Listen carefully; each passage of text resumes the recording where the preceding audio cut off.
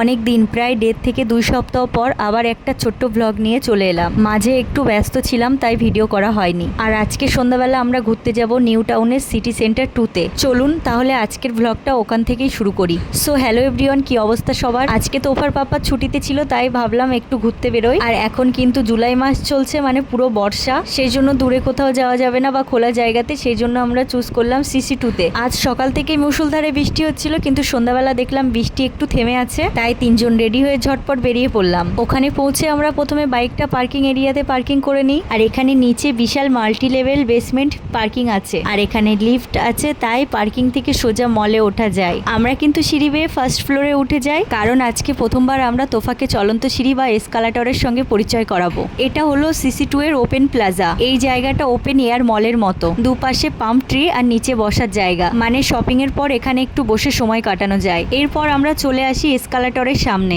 সত্যি বলতে তোফাকে আগেও এসকালেটর চড়িয়েছি, বাট ও তখন অনেক ছোট ছিল। ও এখন বুঝতে শিখেছে, ওকে কোনো কিছু বললে ও বোঝার চেষ্টা করে বা শোনার আগ্রহ দেখায়। ও খুব কিউরিয়াস, তাই ও একা চড়ার আগ্রহ দেখাচ্ছিল, বাট ওর পাপা জোর করে কোলে নিয়ে চড়ালো। উপরে উঠেই আমরা প্রথমে চলে যাই সিসি 2 এর গেম জোনে। ভিতরে ঢুকেই চোখে পড়লো রেসিং সিমুলেটর আর সুপার বাইকস। ভিতরে অনেক প্যারেন্টস তাদের বাচ্চাদের নিয়ে এগুলোর মজা নিচ্ছে, আর আমরাও ঘুরিয়ে ঘুরিয়ে তোফাকে সবগুলো দেখানোর চেষ্টা করছি। আর ভিতরের এত লাইট দেখে তোফার চোখে শুধু এক্সাইটমেন্ট কাজ করছে। আর এদিকে আমার তোফা ক্লো মেশিন দেখে একদম অবাক। ভিতরে টেডি আর পান্ডা ভর্তি। আর এরপরে পাশে দেখতে পেলাম একটা লাল রেসিং কার, আর পাশে পিঙ্ক ইউনিকর্ন। আর এগুলো সবকিছু চড়ানোর জন্য কিন্তু পে করতে হয়, ফ্রি নয়। আর এর পাশেই ছিল বাজার কলকাতা, আমরা ওখানে চলে গেলাম। আর ওখানে ঢুকেই প্রথমে একটা বড় আয়না দেখতে পেয়ে একটু ভিডিও ক্লিপ নিয়ে নিলাম। এখন যদিও আমার কোনো কিছু কেনার নেই, তাও তোফার জন্য কিছু পছন্দ হলে নিয়ে নেব।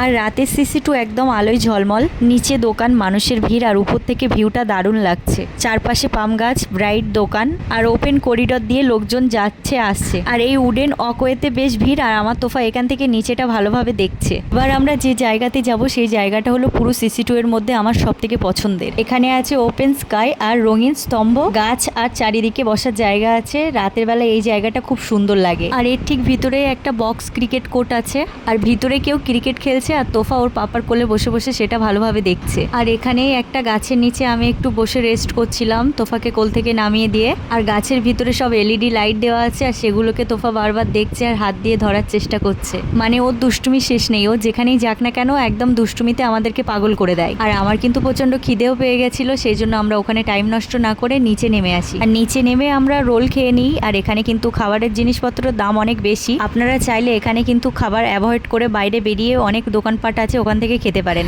অনেক ঘোরাঘুরির পর নিচে নামতে গিয়ে আমরা দেখতে পেলাম রিলায়েন্স স্মার্ট। এখানে এক ছাদের নিচে সবকিছু পাওয়া যায়। ভিতরে ঢুকলাম আমি কিছু কেনাকাটার জন্য। আর তোফার কিন্তু জন্ম থেকে মাথার চুল অনেক পাতলা, আর ওর শ্যাম্পুটা শেষ হয়ে গেছে, আর আমি এখানে ওর শ্যাম্পুটাই কিনছিলাম। যদিও আমি একটা নিয়েছি, বাচ্চাদের ভালো হেয়ার গ্রোথের জন্য কোন শ্যাম্পু ব্যবহার করা যায় আপনারাও সাজেস্ট করতে পারেন। আর এরপরেই দেখলাম তোফা ওর পাপাকে কিসি দিচ্ছে, আমাকে দিতে বললে তো একদমই দেয় না। আসলে মেয়েরা একটু বেশি বাবা ভক্তই হয়। আর এরপর আমি এখান থেকে কোল্ড কফি নিয়ে নিই। আসলে আমার কোল্ড কফি খেতে খুবই ভালো লাগে হট কফির থেকে। এরপর আমরা কোথাও না দাঁড়িয়ে বাইক নিয়ে একদম সোজা বাড়ির দিকে বেরিয়ে পড়লাম। আর বাইরে বেরিয়ে দেখলাম গুড লাক, একদম বৃষ্টি হচ্ছে না। আর রাস্তায় আস্তে আস্তে কিন্তু তোফা ঘুমিয়ে পড়েছে। বাড়িতে গিয়ে আমি ওকে খাটের উপর শুয়ে দিই। তারপর হঠাৎ করে মনে হলো ও তো এখন ঘুমালে রাত্রে আর আমাদেরকে ঘুমাতে দেবে না, এখন অলরেডি 11টা বেজে গেছে। তাই ওকে জাগানোর চেষ্টা করছি, বাট ওর পাপা বলছে ঘুমাক, তাই আমি আর ডিস্টার্ব না করে ওর জুতোটা খুলে দিই পায়ের। ভিডিওটি আজ আমি এখানেই শেষ করছি। ভালো লাগলে অবশ্যই লাইক দিয়ে পাশে থাকবেন, আর কোনো কিছু ইনফরমেশন জানা থাকলে অবশ্যই কমেন্ট করবেন।